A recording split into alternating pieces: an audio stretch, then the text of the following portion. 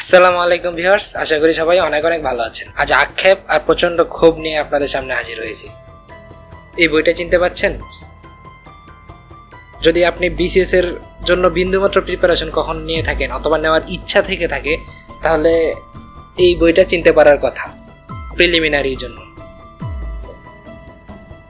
এরকম আরো কতগুলো বই আপনাদের কিনতে হয় টাকা খরচ করে, এরকম কতগুলো বই আপনাদের কমপ্লিট করতে হয় 3 রাত 1 করে, তারপর আপনারা বিসিএস এর পরীক্ষা দিতে বসেন। আর আজ এসে যদি এটা শুনতে হয় যে বিসিএস এর প্রশ্ন ফাঁসের সাথে খোদ পাবলিক সার্ভিস কমিশনের কর্মকর্তারা জড়িত, চ্যানেল 24 এর নিউজ থেকে আমি কথাটা বলছি, কোনো সোর্স ছাড়া না, তাহলে কতটা হতাশাজনক এটা। আমি তো এই প্রিপারেশন আর নিব না। যেখানে কোটায় অনেকগুলো সিট চলে যায়, তারপরে যাও কিছু সিট থাকে সেগুলো আবার প্রশ্ন ফাঁস করে চলে যায়, তাহলে আমাদের এত টাকা দিয়ে বই কিনে এত দিন রাত 1 করে পরিশ্রম করে বিসিএস এর প্রিপারেশন নেওয়ার মানেটা কি হতে পারে? বিসিএস এর প্রিপারেশন আমি আর নিচ্ছি না অন্তত। তবে এর কোনো না কোনো সলিউশন তো অবশ্যই রয়েছে। আজকে আমাদের দেশের প্রত্যেকটা সেক্টরে দুর্নীতি, আপনি ঘুষ ছাড়া কোথাও চাকরি পাচ্ছেন না। এতদিন আমাদের একটা ভরসার জায়গা ছিল এই বিসিএস, যে বিসিএস পরীক্ষা দিয়ে আমাদের স্বপ্নের জায়গা ছিল এটা, যে দুর্নীতি ছাড়া আমরা অন্তত সরকারি কোনো একটা চাকরি পাচ্ছি। তা না হলে আপনি চিন্তা করে দেখেন না, একটা কর্পোরেট জবের থেকে একটা বিসিএস অফিসারের বেতন কতটা কম, নগণ্য বলা চলে। তারপরেও আমরা বিসিএস ক্যাডার হতে চাইতাম, এত পরিশ্রম করতাম বিসিএস এর জন্য, কারণ একমাত্র কারণ ছিল সম্মান। আজ যখন আপনি জানবেন প্রশ্ন ফাঁস হওয়া বিসিএস এর পরীক্ষা দিয়ে বিসিএস ক্যাডার হয়েছেন আপনি, তখন কি আপনার প্রতি মানুষের সম্মানটা থাকবে? থাকবে না। অর্থাৎ যে সম্মানের জন্য মানুষ এই বিসিএস ক্যাডার হতে চাইতো, সেই জায়গাটাও আর থাকছে না। তাই বিসিএস ক্যাডার হওয়ার আর কোনো প্রশ্নই ওঠে না। আর তাছাড়া আপনার তো এরকম প্রশ্ন ফাঁস যারা করে, যাদের মাধ্যমে করে, তাদের মতো লাখ লাখ টাকা নেই, 20-25 লাখ টাকা নেই যে আপনি প্রশ্ন কিনে পরীক্ষা দিতে পারবেন। তাই আপনারা আমার জন্য বিসিএস না। এর জন্যই হয়তো এখন দেশের বেশিরভাগ মেধাবী স্টুডেন্ট দেশের বাইরে চলে যাচ্ছে। তারা এই দেশে নিজেদেরকে সেফ মনে করছে না, নিজেদের মেধার মূল্যায়নটা পাচ্ছে না। আপনারা হয়তো ভুলে গেছেন সাস্টের সেই কথা। সাস্টের একটা টিম নাসার স্পেস চ্যাম্পিয়নশিপে চ্যাম্পিয়ন হয়েছিল, তাদেরকে নাসা ইনভাইট করেছিল, কিন্তু তারা কিছু করাপ্টেড কর্মকর্তার জন্য সেখানে যেতে পারেনি। ফলস্বরূপ আমরা পেলাম একটা 0। আমাদের কোনো লাভ হয়নি। যতই আমাদের মেধাবী থাকুক, আমাদের কোনো লাভ হচ্ছে না, আমাদের দেশের কোনো লাভ হচ্ছে না। আপনার যদি অনেক টাকা পয়সা থাকে, আপনি দেশের বাইরে চলে যেতে পারেন। আপনার যদি মেধা ভালো থাকে, আপনি যদি স্কলারশিপ নিতে পারেন, আপনি দেশের বাইরে চলে যেতে পারেন। কিন্তু এই দেশে থেকে কিছু যদি করতে চান, তাহলে আমার এই ভিডিওটা আপনারা শেষ পর্যন্ত দেখুন। আমার এই ভিডিওটা হয়তো 100-200 মানুষের সামনে যাবে সর্বোচ্চ। এর মধ্যে হয়তো 15 জন এমন সচেতন মানুষ আছেন যারা আপনারা ভিডিওটা ক্লিক করবেন। এই 15 জন মানুষের জীবনের সিদ্ধান্ত যদি নিতে পারেন, তাহলে আমার এই কথাগুলো সার্থক। বর্তমানে দেশের যে পরিস্থিতি, সেই পরিস্থিতিতে আমার জানা মতে শুধুমাত্র এইচএসসির পর যদি আপনি ফিজিক্যালি ফিট হন, তাহলে আপনি ডিফেন্সে লং কোর্সে জয়েন করতে পারেন দুর্নীতি ছাড়া। এছাড়া আমি কোনো জায়গায় দেখতে পাচ্ছি না যেখানে আপনি দুর্নীতি ছাড়া জয়েন করতে পারেন। এখন ডিফেন্সে জয়েন করার জন্য আমাদের ফিজিক্যালি সেইরকমভাবে ফিট হতে হয়, যেটা আমরা ম্যাক্সিমাম সেটা না।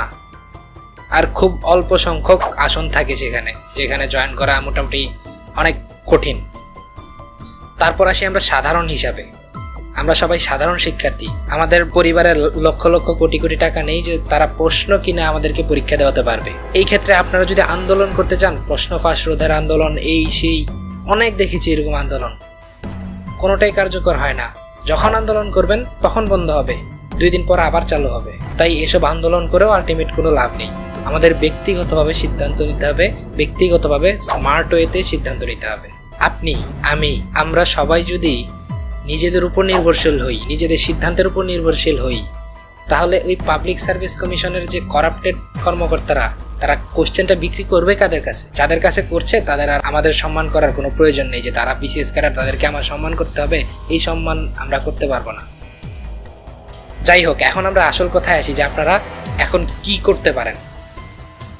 ভাই, আপনি যে এত এত টাকা খরচ করে এই বইগুলো কিনছেন, এত এত মোটা মোটা বই কিনছেন এত টাকা খরচ করে, আর দিন রাত 1 করে যে পরিশ্রমটা করছেন, সেই পরিশ্রমটা, সেই টাকাগুলো এই বিসিএস এর পিছনে খরচ না করে আপনার কম্পিউটার স্কিল অর্জন করেন, আপনার ইংলিশের স্কিল অর্জন করেন।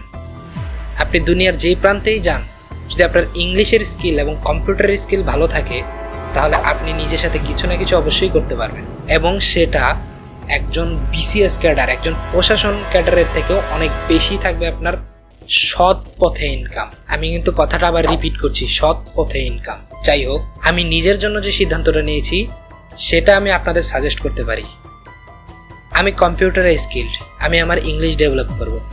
আপনি হয়তো ইংলিশে স্কিল্ড, আপনি আপনার কম্পিউটার ডেভেলপ করতে পারেন। আপনি কোনোটাতেই স্কিল্ড নয়, আপনি যে পরিশ্রমটা এখন করছেন সেই পরিশ্রমটা ওই অজায়গায় না করে আপনি কম্পিউটার এবং ইংলিশের উপর অ্যাপ্লাই করুন। আপনি যদি কম্পিউটার শিখতে পারেন আপনাকে কেউ আটকাতে পারবে না। এটা টেকনোলজির যুগ। এই টেকনোলজির যুগে হাতের ঘড়ি পর্যন্ত স্মার্ট হয়ে গেছে। আমি যে ভিডিও করছি স্মার্টফোনের ক্যামেরা দিয়ে ভিডিও করছি, আমার পিছনে স্মার্ট গ্যাজেটস, এই সব জায়গায় টেকনোলজির ব্যবহার। টেকনোলজি আপনার সাথে কখনো দুর্নীতি করতে পারবে না। তাই এখনো সময় আছে, আপনারা এটা বুঝতে শিখুন যে কোনটা সঠিক পথ। আপনাদেরকে আমি বলছি না যে আপনাদের ফ্রিল্যান্সিং করতে হবে। আপনারা বাংলাদেশে বসে থেকে ইউএসএ, কানাডার মতো দেশগুলোর কোম্পানিতে জব করতে পারেন এই যুগে, যদি শুধুমাত্র আপনার কম্পিউটার স্কিল থাকে এবং ইংলিশে প্রফিসিয়েন্সি থাকে। কানাডা, ইউএসএ এরকম উন্নত দেশ যেগুলো রয়েছে তারা প্রচুর পরিমাণে আমাদের এই সাউথ এশিয়ান যারা আছেন তাদেরকে টার্গেট করে work from home job offer করে। সবচেয়ে বেশি মনে হয় আমাদের কি করে, অথচ আমরা এতটা স্কিল্ড নই। আমরা বিসিএস এর জন্য যতটা প্রিপারেশন নেই, কম্পিউটারের জন্য তার এক ফোঁটা প্রিপারেশনও নেই না। অথচ নিলে আমরা কোনো দুর্নীতি ছাড়া সৎ পথে উপার্জন করতে পারতাম। ভাই, আমি আমার চ্যানেলটা সাবস্ক্রাইব করতে বলবো না। আপনার যদি এই কথাগুলো শোনার পর মনে হয়ে থাকে আপনার কম্পিউটারের স্কিল বাড়ানো দরকার, তাহলে আপনি এমনিতেই সাবস্ক্রাইব করবেন, এমনিতেই আমাদের সাথে থাকবেন।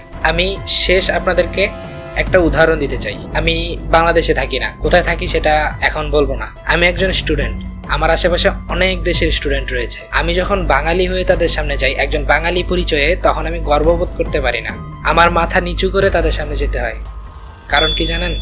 কারণ তারা ভাবে বাঙালি মানেই দুর্নীতিবাজ, বাঙালির রক্তে দুর্নীতি মিশে আছে। তারা বাঙালিকে সহ্য করতে পারে না দুর্নীতির জন্য। আমার কথাগুলো আপনারা যারা দেশের বাইরে থাকেন তারা হয়তো রিলেট করতে পারবেন, আর যারা দেশে থাকেন তারা কখনো রিলেট করতে পারবেন না।